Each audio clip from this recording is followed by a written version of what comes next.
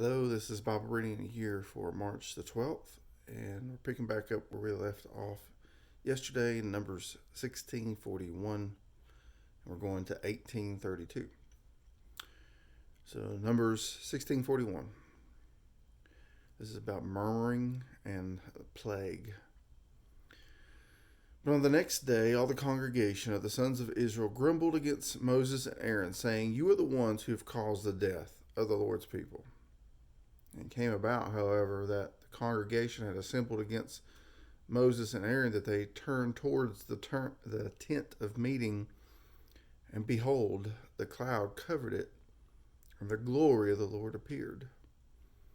Then Moses and Aaron came to the front of the tent of meeting, and the Lord spoke to Moses, saying, "Get away from among this congregation, that I may consume them instantly."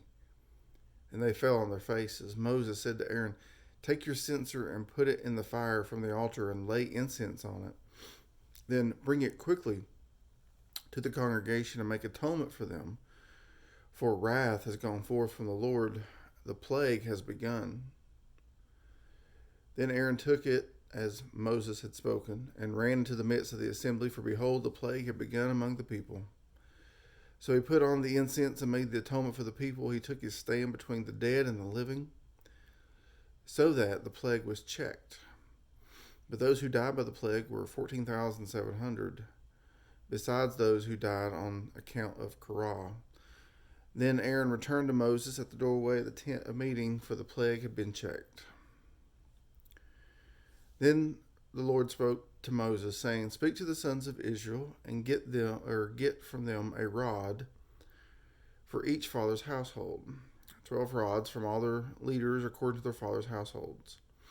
You shall write each name on his rod, and write Aaron's name on the rod of Levi, for there is one rod for the head of each of their father's households.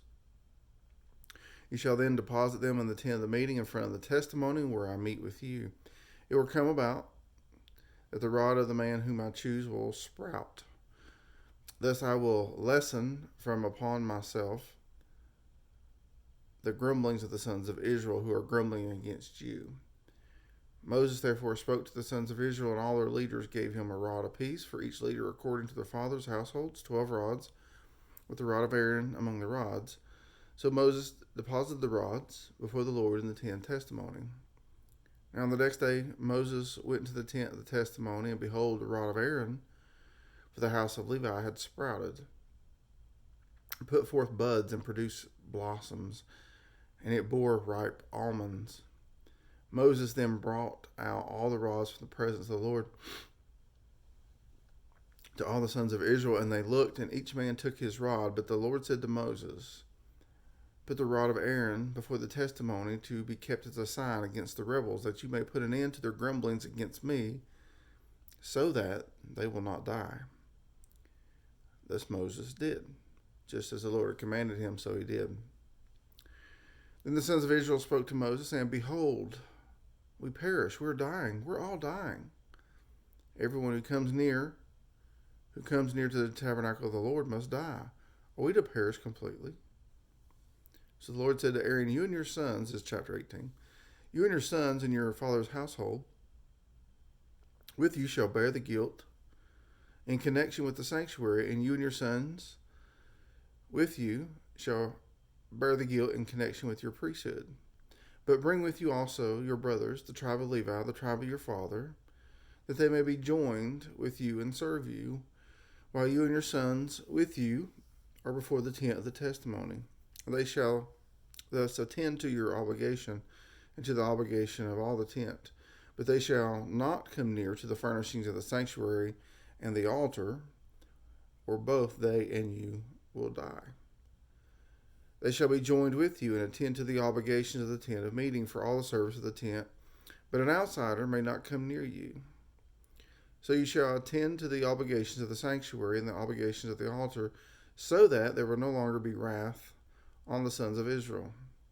Behold, I myself have taken your fellow Levites from among the sons of Israel.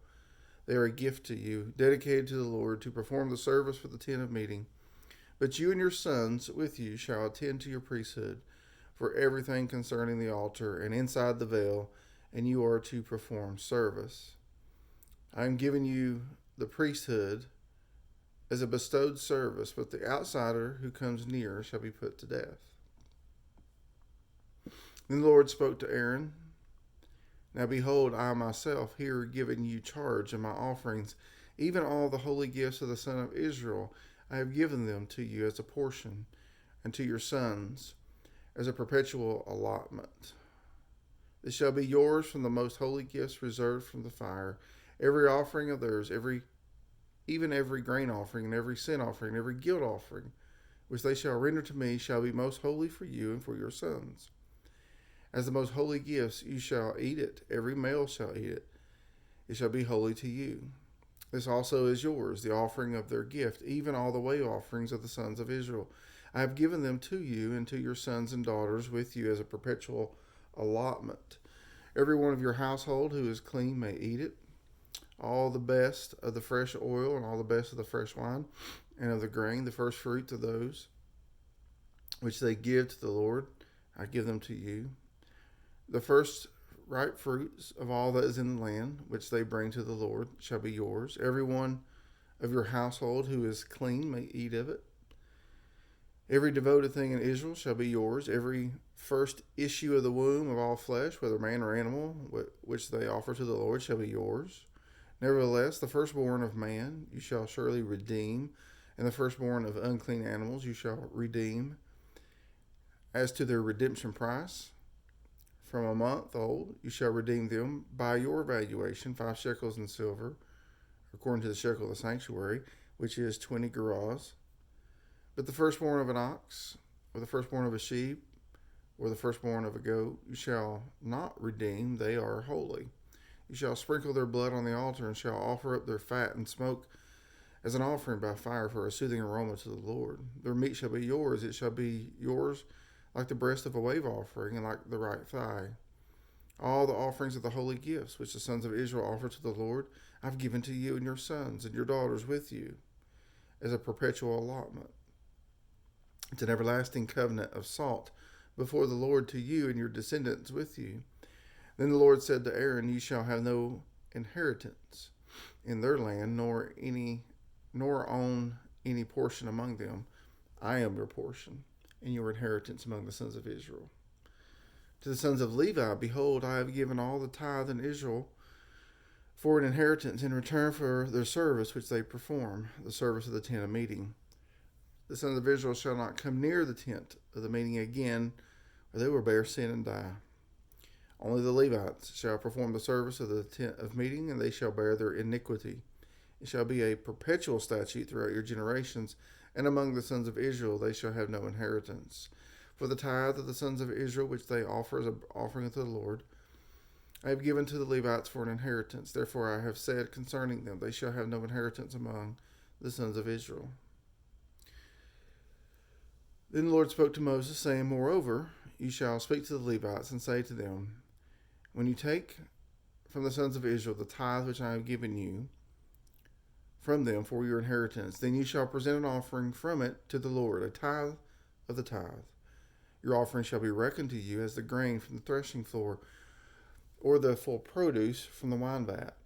So you shall also present an offering to the Lord from your tithes, which you receive from the sons of Israel, and from it you shall give the Lord's offering to Aaron the priest. Out of all your gifts you shall present every offering due to the Lord, from all the best of them, the sacred part from them. You shall say to them, when you have offered from it the best of it, then the rest shall be reckoned to the Levites as a product of the threshing floor, and as a product of the wine vat. You may eat of it anywhere, you and your households, for it is your compensation in return for your service in the tent of meeting. You will bear no sin by reason of it when you have offered the best of it. But you shall not profane the sacred gifts of the sons of Israel, or you will die. So we'll stop right there at Numbers 18:32. Mark 16 is our New Testament reading. It's about the resurrection. When the Sabbath was over, Mary Magdalene and Mary, the mother of James, and Salome bought spices, so that they might come and anoint him. Very early on the first day of the week, they came to the tomb when the sun had risen. They were saying to one another, "Who will roll away the stone for us from the entrance of the tomb?" Looking up, they saw that the stone had been rolled away, although it was extremely large. Entering the tomb, they saw a young man sitting at the right, wearing a white robe. They were amazed. And he said to them, "Do not be amazed. You are looking for Jesus, the Nazarene, who has been crucified. He has risen. He is not here. Behold, here is the place where they laid him. But go, tell his disciples and Peter, he's going ahead of you to Galilee, and there you will see him, just as he told you." They went out and fled from the tomb, for trembling and astonishment had gripped them, and they said nothing to anyone, for they were afraid. Now after he had risen early on the first day of the week, he first appeared to Mary Magdalene, from whom he had cast out 7 demons. She went and reported to those who had been with him while they were mourning and weeping. When they heard that he was alive and had been seen by her, they refused to believe it. After that, he appeared in a different form to 2 of them while they were walking along on the way to the country. They went away and reported it to the others, but they did not believe them either. Afterward, he appeared to the 11 themselves as they were reclining at the table, and he reproached them for their unbelief and hardness of heart, because they had not believed those who had sent him after he had risen. And he said to them, "Go into all the world and preach the gospel to all creation. He who has believed and has been baptized shall be saved, but he who has disbelieved shall be condemned. These signs will accompany those who have believed in my name. They will cast out demons. They will speak with new tongues. They will pick up serpents. And if they drink any deadly poison, it will not hurt them. They will lay hands on the sick, and they will recover." So that when the Lord Jesus had spoken to them, he was received up into heaven and sat down at the right hand of God. And they went out and preached everywhere, while the Lord worked with them and confirmed the word by the signs that followed. And they promptly reported all these instructions to Peter and his companions.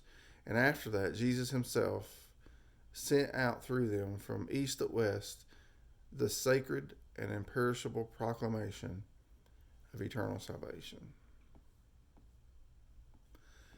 Psalm 55. Give ear to my prayer, O God, and do not hide yourself from my supplication. Give heed to me and answer me. I am restless in my complaint, and I am surely distracted because the voice of the enemy, because of the pressure of the wicked, for they bring down trouble against me, and in anger they bear a grudge against me. My heart is in anguish within me, and the terrors of death have fallen upon me. Fear and trembling come upon me, and horror has overwhelmed me. I said, "Oh, that I had wings like a dove. I would fly away and be at rest. Behold, I would wander far away. I would lodge in the wilderness. I would hasten to my place of refuge from the stormy wind and tempest. Confuse, O Lord, divide their tongues, for I have seen violence and strife in the city. Day and night they go around her upon her walls, and iniquity and mischief are in her midst. Destruction is in her midst. Oppression and deceit do not depart from her streets. For it's not an enemy who reproaches me, then I could bear it. Nor is it one who hates me, who has exalted himself against me, then I could hide myself from him. But is you, a man my equal, my companion and my familiar friend. We who had sweet fellowship together walked in the house of God in the throng. Let death come deceitfully upon them. Let them go down alive to Sheol, for evil is in their dwelling in their midst. As for me, I shall call upon God, and the Lord will save me. Evening and morning and at noon I will complain and murmur, and he will hear my voice. He will redeem my soul in peace from the battle which is against me. For there are many who strive with me. God will hear and answer them, even the one who sits enthroned from of old, with whom there is no change, and who do not fear God. He has put forth his hands against those who are at peace with him. He's violated his covenant. His speech was smoother than butter, but his heart was war. His words were softer than oil, yet they were drawn swords. Cast your burden upon the Lord, and he will sustain you. He will never allow the righteous to be shaken. But you, O God, will bring them down to the pit of destruction. Men of bloodshed and deceit will not live out half their days, but I will trust in you. Proverbs 11:7 says this: when a wicked man dies, his expectation will perish, and the hope of strong men perishes. The Word of God for the people of God. This is Bible reading in a year for March the 12th. And Lord willing, I'll see you tomorrow. Have a blessed day.